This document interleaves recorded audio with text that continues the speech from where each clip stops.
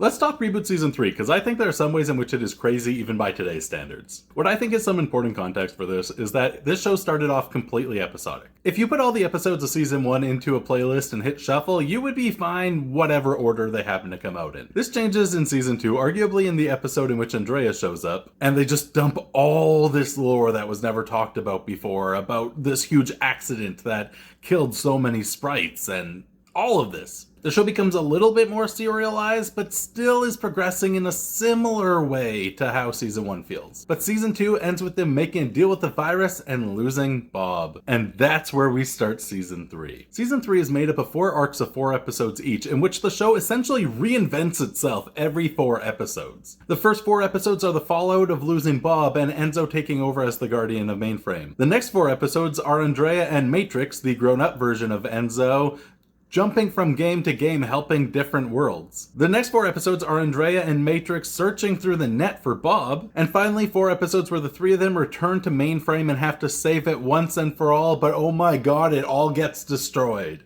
As a season of TV, they pack so much different stuff in this, they constantly keep it moving, and even while sticking true to what Reboot has always been, it feels so different so often. And one thing that's crazy for me personally is I always think of their time jumping from game to game and then being in the net as like half of the series, but this is an 8-episode section before they're back in Mainframe. 8 episodes of a 47-episode series, and for some reason it's always in my head as half of the show. And of course there's just so many good details I could pick out with this, and I might be making more TikToks to talk about.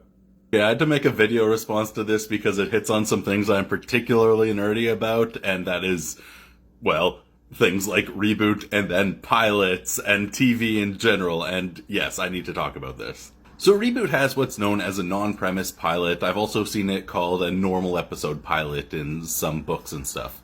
Basically, as the name suggests, it's an episode that feels like a normal episode, but is set up to be the pilot, rather than have something like, say, the plane crash in the first episode of Lost, a definite premise pilot. It is setting up the premise of the show, showing us how it all begins in that first episode, and that's how we most think of pilots. Now, a non-premise pilot is tricky. One, it pretty much only works if you have a relatively episodic show. If it's serialized at all, it'll just be weird. How do you start a serialized story with an episode that could theoretically take place anywhere?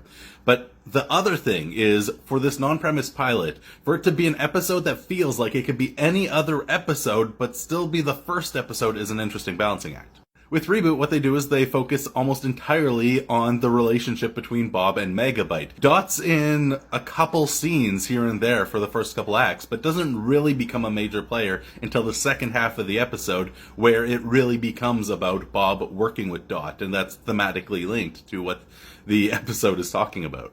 It's also one of the only episodes in which anyone loses a game, and we see the destruction that happens from a lost game, which is important. It may not seem like much. It may just seem like oh, they lost the game, that's tragic. But it's important it's in the first episode, because that sets the stakes for every other game going forward. Once you've seen this episode, it's like, yes, I understand why they're playing these games. There's more to it. There's a bit more going on to explain how this works as a non-premise pilot, how it sets itself up as a pilot while feeling like a normal episode. But I covered it all right here. I've honestly been wanting to make this TikTok, both mentioning this and to be able to talk about non-premise pilots, because I think it is interesting, and thank you for this comment because it was the perfect excuse to do it. Today I want to talk about a 2-part episode of an old TV show that gave me nightmares as a kid, to the point that, as much as I love this show, if these were the episodes airing, I would want to change the channel. I'm talking Identity Crisis Part 1 and Part 2 from Reboot. What you are experiencing is a temporary distortion of reality. No! Yay for Canadian computer-animated TV. Everything about these episodes, from the tone, the score, these little moments of reality breaking, freaked me out so much. And I was never a kid who had like a real problem with clowns, but even when we got to the Funhouse game at the end of Part 1, beginning of Part 2, it was creepy. The Funhouse!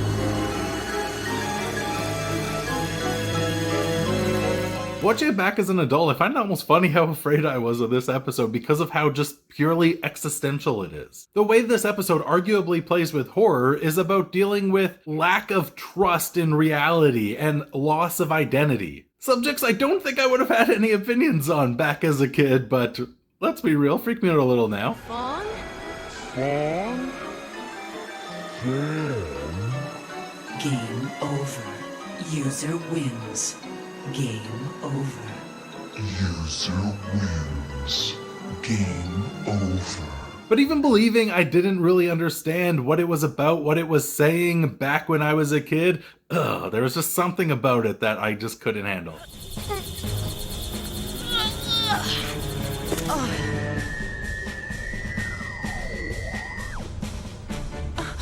What the?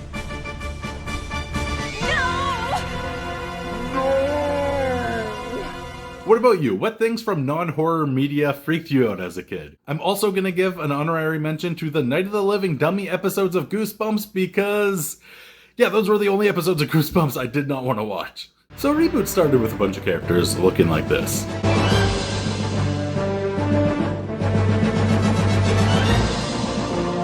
Then we fast forward a couple years.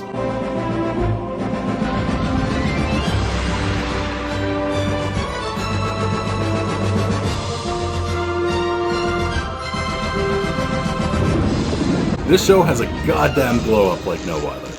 Come episode 5 of season 3 of ReBoot, there's a big time skip for Andrea and Enzo, who goes by the name Matrix now, that has them fully grown up. And Matrix's new persona is this big, bulking, tough guy who shoots first and asks questions later. And he's gonna give everybody attitude, and he has no time for any nonsense, and he'll kill anyone who gets in their way. And I feel like if that was who his character was, if that was fully it, he would kinda suck. But instead they play it in such a conflicted way where he hates everything he's being right here. The first time we see him being a huge dick to a bunch of people in need, we immediately see a scene with him and Andrea where he talks about it being an act that he was putting on to try to convince them to help themselves. If they don't volunteer, why should we?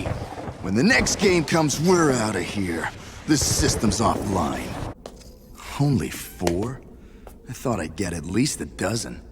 Matrix, you're just not that good an actor. We have multiple episodes about him being afraid of Bob or his sister seeing him this way because of what he's become, and even going so far as to imagine, what if he's just becoming Megabyte? What if he's becoming like the viruses he hates? I am #1. I am the driving force in your life. I am hatred. I drive you on and consume you. I am #1. I care for no one. But you hate me. You must. Look at what you've become. You killed my family! My family! You've forgotten your family! You let yourself become a prisoner of the games. What would Bob think of you now? They make a big point of the fact that he's become this in order to survive, in order to make it through this entire trauma he's been living through. But it is not who he wants to be at all. And this conflict in his character is so much more interesting than he would be without it. This is just a quick reminder of the time that ReBoot decided to parody Pokemon. And well, basically parody anime in general, but Pokemon was the biggest. Friskett's really starting to freak me out now. Look, just tell me the point of this game. Why am I stuck in here? I'm a Pantsu-heavy trainer. You're a Pantsu-heavy X, a mutant creature. I keep you in that tiny container and release you to fight for me. You keep creatures in cages and release them just to fight? Yeah? That is sick! Ombatron, Ojimon, Slogiria, I release this! Bobzilla, I release thee! Whew, finally. You just can't talk in those things. Whoa, I'm a monster. This is different. In every video I've made about ReBoot so far, there's at least one comment, usually a lot of comments, talking about the tragic lack of an ending of this series. And my rewatch just ended, so let's talk about it. Supposedly, as the story goes, ReBoot was originally going to have a season 4 consisting of 13 episodes. 12 of these episodes split into 3 4-episode arcs or movies, and then finally a musical episode to cap it all off. But after the first 2 movies, Damon Rising and My Two Bobs, didn't get enough of an audience, they scrapped the last 5. So with these last episodes scrapped, our final little bit of reboot, the way the whole series comes to an end, is with this. This is about revenge. Viruses are predatory by design, and it is time for me to follow my function. Prepare yourselves for the hunt.